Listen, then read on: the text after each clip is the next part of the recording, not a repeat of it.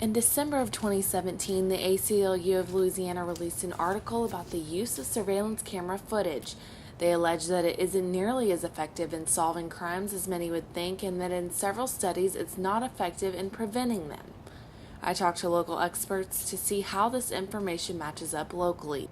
If you look at the FBI statistics, crime as a whole in the United States has consistently gone down every single year. And the main reason is because of technology.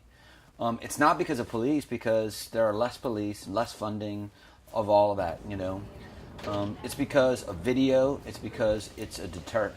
If a guy walks up and there's a bunch of video cameras, it's very hard for him to commit a crime. LSU's campus has over 1,000 surveillance cameras, but how often do they help solve and prevent crimes from happening?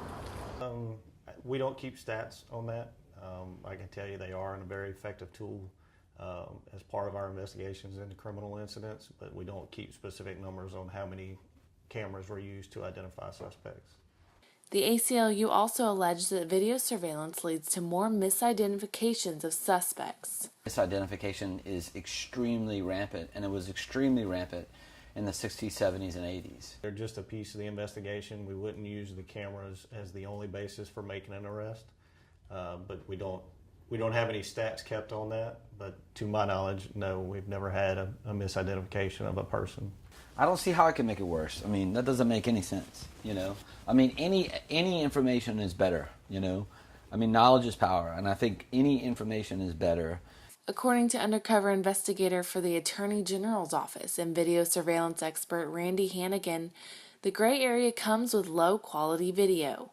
Lack of knowledge is always going to leave doubt in one way or another, But in reality, none of us are there at the time, I'm assuming there have been many crimes where people have identified an assailant without video and they've been wrong. Quality of LSU surveillance cameras is different for each one in each area of campus. The latest technology on some cameras have been here longer than others, so the technology is not the newest. So it's a range in between. With 1,000 cameras, they're not all put in at the same time. They're not all updated at the same time. So that technology level does range. Although there are no stats on LSU's campus of how many crimes the cameras have solved, law enforcement believes it's a useful tool for crime fighting and solving. Abby Rocha, Tiger TV.